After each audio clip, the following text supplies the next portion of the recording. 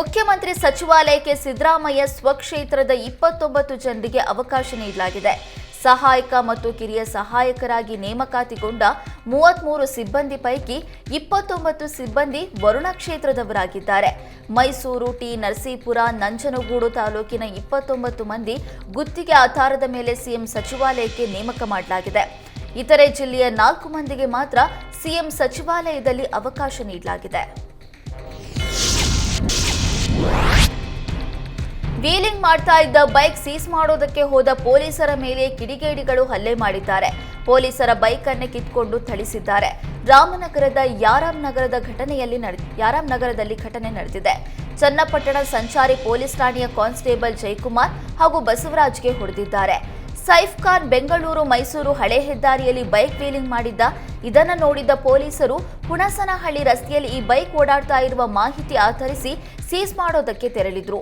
ಆದರೆ bike seize ಮಾಡುವ ವೇಳೆ ಸೈಫ್ ಖಾನ್ ಹಾಗೂ ತಂದೆ ಯೂಸುಫ್ ಖಾನ್ ಸೇರಿ ಹಲವರಿಂದ ಪೊಲೀಸ್ ಕಾನ್ಸ್ಟೇಬಲ್ಗಳ ಮೇಲೆ ಹಲ್ಲೆ ಮಾಡಲಾಗಿದೆ.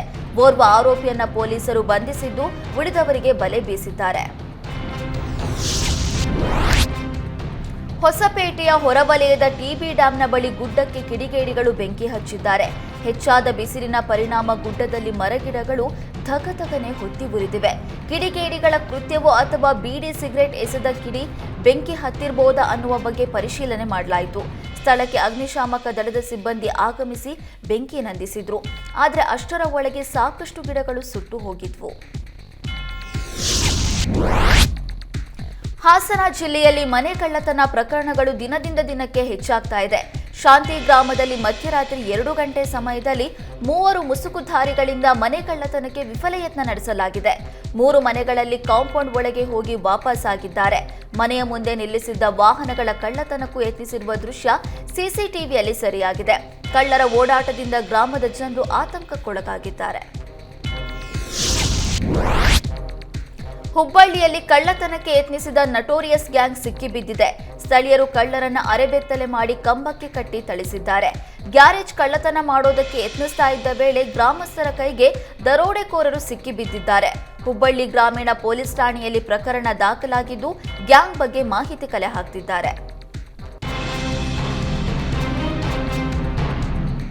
ಕೊಲ್ಲೂರು ಜಟ್ಕಲ್ ಗ್ರಾಮದ ಹೊಳ್ಮಕ್ಕಿ, ಕಾನ್ಕಿ ಹಾಗೂ ಹರುಮನೆ ನಡುವೆ ಸಂಪರ್ಕಿಸುವಂತಹ ಹಾಗೂ ನೀರಾವರಿ ಉದ್ದೇಶಕ್ಕೆ ನಿರ್ಮಿಸಲಾದ ಕಿಂಡಿ ಅಣೆಕಟ್ಟು ಕುಸಿದು ಬೀಳುವ ಸ್ಥಿತಿಯಲ್ಲಿದೆ.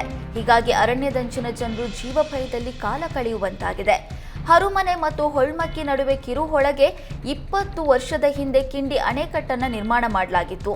ಇದು 2 ಊರುಗಳ ನಡುವೆ ಸಂಪರ್ಕ ಕೊಂಡಿಯೂ ಆಗಿತ್ತು. ಆದ್ರೀಗ ನೀರಿನ ಸೆಳೆತಕ್ಕೆ ಸಿಲುಕಿ ಕಿಂಡಿ ಅಣೆಕಟ್ಟು ಶಿಥಿಲಾವಸ್ಥೆಗೆ ತಲುಪಿದೆ. ಸೇತುವೆಯ 2 ಬದಿಯೂ ಅಣೆಕಟ್ಟು ಬೀಳುವ ಸ್ಥಿತಿಯಲ್ಲಿದೆ. ಸೂಕ್ತ ನಿರ್ವಹಣೆ ಇಲ್ಲದೆ ಕಿಂಡಿ ಅಣೆಕಟ್ಟಿನ 2 ಬದಿಗಳಲ್ಲಿ ಜನರು ಸಂಪರ್ಕ ಬೆಸೆಯುವುದಕ್ಕೆ ಮರದ ಕಾಲು ಸಂಕ ಮಾಡಿಕೊಂಡಿದ್ದಾರೆ. ಹೊಳ್ಮಕ್ಕಿಯಿಂದ ಸೆಳ್ಕೋಡು ಶಾಲೆಗೆ ಹೋಗುವ ಮಕ್ಕಳು, ದೈನಂದಿನ ದುಡಿಮೆಗೆ ಹೋಗುವವರು ಕೂಡ ಇದೇ ಮಾರ್ಗವಾಗಿ ಪಯಣಿಸಬೇಕಿದೆ. ಇತ್ತೀಚೆಗೆ ಶಾಲಾ ಬಾಲಕನೊಬ್ಬ ಮರದ ಕಾಲು ಸಂಕದಿಂದ ಜಾರಿ ನೀರಿಗೆ ಬಿದ್ದಿದ್ದು ಸ್ಥಳೀಯರು ರಕ್ಷಿಸಿದ್ರು. ಪ್ರತಿ ವರ್ಷ ಅಡಿಕೆ ಮರ ಕಡಿದು ಸೇತುವೆ 2 ಬದಿ ಸಂಕ ನಿರ್ಮಿಸಿ ದಾಟುವ ಸ್ಥಿತಿ ನಿರ್ಮಾಣವಾಗಿದೆ. ಸರ್ಕಾರದ ಪಂಚ ಗ್ಯಾರಂಟಿ ಯೋಜನೆ ಬಡ ಜನರ ಏಳಿಗೆಗೆ ಪೂರಕವಾಗಿದೆ.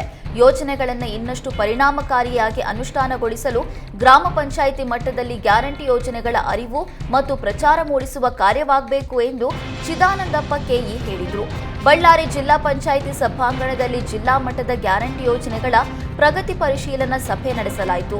ಕಡು ಬಡವರು ಮತ್ತು ಅಸಹಾಯಕ ಕುಟುಂಬಗಳಿಗಾಗಿ ನೆರವು ನೀಡೋದಕ್ಕೆ ರಾಜ್ಯ ಸರ್ಕಾರವು ಗ್ಯಾರಂಟಿ ಯೋಜನೆಗಳನ್ನು ಜಾರಿಗೊಳಿಸಿದೆ.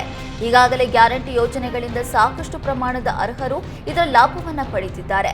ಅದೇ ರೀತಿಯಾಗಿ ಹೊರಗುಳಿದ ಅರ್ಹ ಫಲಾನುಭವಿಗಳನ್ನು ಗುರುತಿಸಿ ಗ್ಯಾರಂಟಿ ಯೋಜನೆಗಳ ಲಾಭ ತಲುಪಿಸಲು ಅಧಿಕಾರಿಗಳು ಪ್ರಾಮಾಣಿಕ ಪ್ರಯತ್ನ ಮಾಡಬೇಕು ಅಂತ ಹೇಳಿದರು.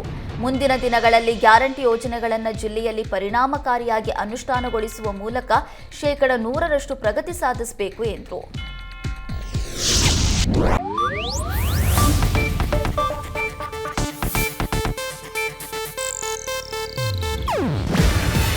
ಇದು ಏಷ್ಯಾನೆಟ್ ನ್ಯೂಸ್ ನೆಟ್ವರ್ಕ್ ಪ್ರಸ್ತುತಿ. ನೀವು ನೋಡ್ತಿದ್ದೀರಾ ಏಷ್ಯಾನೆಟ್ ಸುವರ್ಣ ನ್ಯೂಸ್.